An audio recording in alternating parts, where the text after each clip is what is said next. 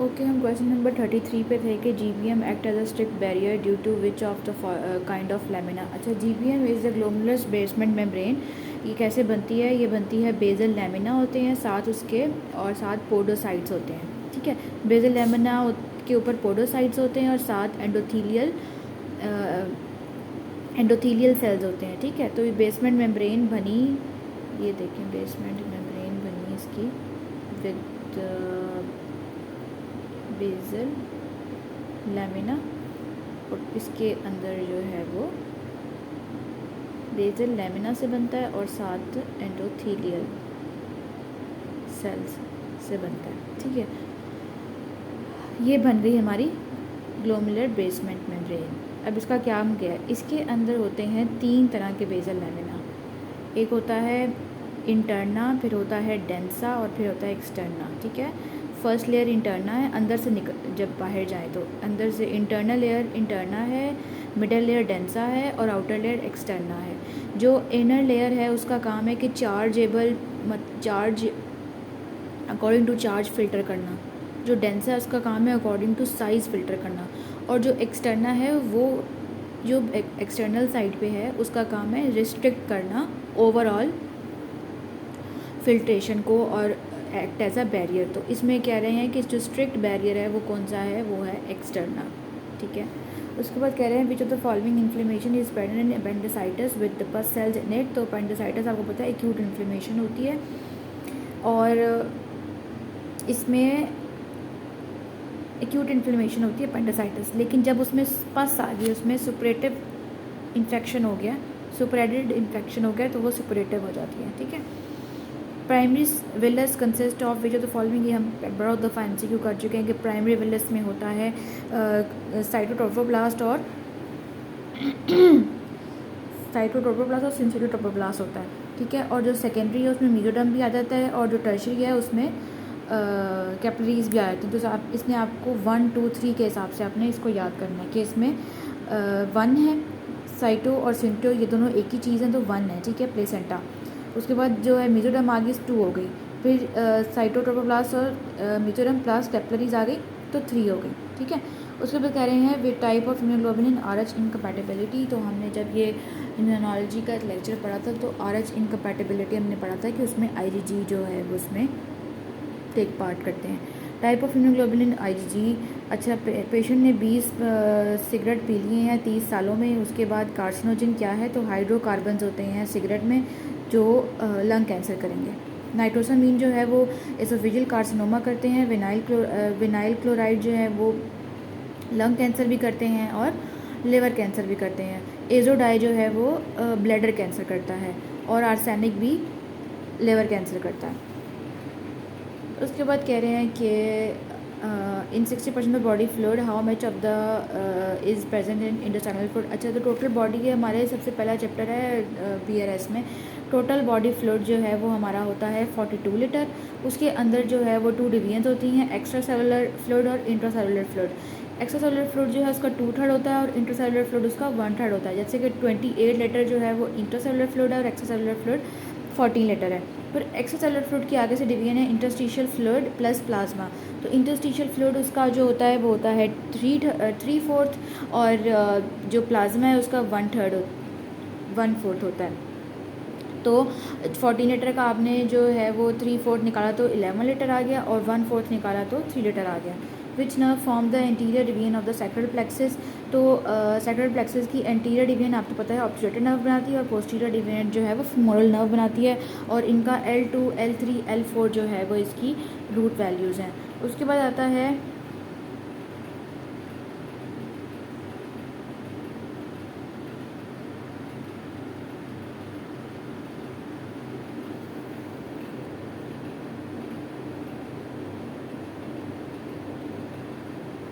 अच्छा, ये MCQ गलत है। ठीक है, ये MCQ ये इसका गलत है, इसका आंसर ऑब्टूरेटर नर्व है। उसके बाद कह रहे हैं कि ligand gated ion channel which receptor act through. तो लाइगेंड गेटेड आयन चैनल के भाई गाबा A जो है वो लाइगेंड गेटेड होता है, गाबा B जो है वो G प्रोटीन कपल्ड होता है, और ग्लूटामेट जो है वो न्यूरोट्रांसमीटर है और ग्लूटामीन उसका प्रिकर्सर है। उसके बाद कह रहे हैं कि स्किन ऑफ ग्लांस पेनिस, जो हमने आपको बताया था, ग्लांस पेनिस जो है वो through superficial inguinal lymph node होती है, और इसकी डीप इंग्वाइनल लिम्फ नोड और इंटरनल एक्सटर्नल जो है वो इसमें उसका ग्लांस पेनिस का बाकी जो सारा है वो उसमें जाता है। उसके बाद कह रहे हैं इक्वल चांस है, हर एक को भाई इक्वल चांस मिलेगा और उसमें कुछ भी सिलेक्शन लेवल नहीं होगा, तो वो रैंडम सैम्पलिंग होगी, ठीक है। उसके बाद स्ट्रेटिफाइड का मतलब है कि भाई स्मॉल ग्रुप्स में उसको डिवाइड कर देंगे। मिक्स सैम्पलिंग है कि दो डिफरेंट जो है वो टेक्निक्स को हम मिक्स कर देंगे। रैंडम पॉपुलेशन तो कुछ भी नहीं है। केस कंट्रोल आपको पता है, एक को बीमारी होती है एक को नहीं होती। What is the fetal component of the placenta supplying most of the nutrition and gas exchange. अच्छा, इन्होंने बता दिया कि फीटल कंपोनेंट का हमसे वो पूछ रहे हैं, ठीक है। सिंसिटियोट्रोफोब्लास्ट, साइटोट्रोफोब्लास्ट, ये दोनों हमारे पास मेटर्नल पार्ट्स हैं प्लेसेंटा के। कोरियोन फ्रोंटोजम जो है ये डेसिडुआ बेसिलस से बनता है और ये अल्टीमेटली प्लेसेंटा का पार्ट बन जाता है, लेकिन ये फीटस कंट्रीब्यूट करता है इसको, ठीक है। उसके बाद कह रहे हैं कि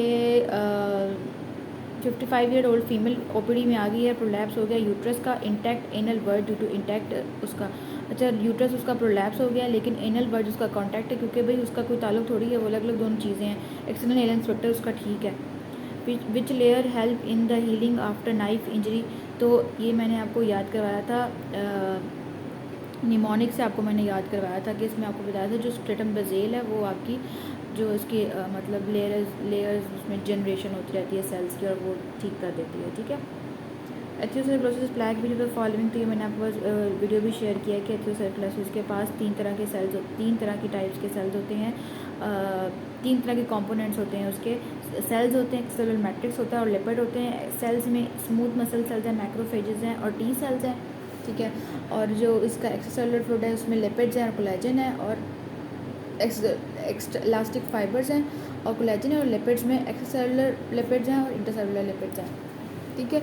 तो इसका आंसर कौन सा है? इसका आंसर डी है, स्मूथ मसल कनेक्टिव टिश्यू और मैक्रोफेजेस। उसके बाद कह रहा है कि patient has complain of night blindness diarrhoea, उसको हो गया है कोप्लिक है, बाइटोट है, डेफिशिएंसी ऑफ, तो ये डेफिशिएंसी ऑफ विटामिन ए है, जिसमें कोप्लिक स्पॉट्स का वर्ड यूज़ करेंगे तो आपने आंखें बंद करके यूज़ करना है, और साथ बता रहे हैं आपको night blindness. Patient with megaloblastic anaemia, oval macrocytes हैं, intrinsic factor given diagnosis will be vitamin B deficiency है ना, B12 डेफिशिएंसी। तो B12 कौन सा होता है? कोबालामीन इज़ द विटामिन B12, ठीक है, जिसकी इंट्रिंसिक फैक्टर्स की ऑब्जॉर्प्शन के लिए ज़रूरी होता है। 29 year female admitted to hospital due to the birth of child in several days over due tearing of pelvic diaphragm during the child birth leads to paralysis of which of the following. तो pelvic diaphragm पर हम बहुत बार पढ़ चुके हैं कि levator NI होता है, ठीक है, लिवेटर एनआई उसके पास पड़ा हुआ है, तो ऑब्वियसली उसका टे हो जाएगा। 29 ईयर फीमेल हॉस्पिटल में because of the birth her child is day over due tearing of blood child leads to paralysis of, अभी हमने पढ़ा है कि भाई paralysis of levator ani muscles है। उसके बाद कह रहे हैं कि भाई person has 2 litre of sweat while loses 2 litre of sweat while working with drinks 2 litre pure water, what changes will be अकर। अच्छा, इसका आंसर जो है वो ये है कि बंदे ने 2 लीटर पानी पी लिया, 2 लीटर पानी पी लिया और उसने 2 लीटर उसका स्वेट निकल गया, तो क्या मतलब उसके क्या निकल गए हैं?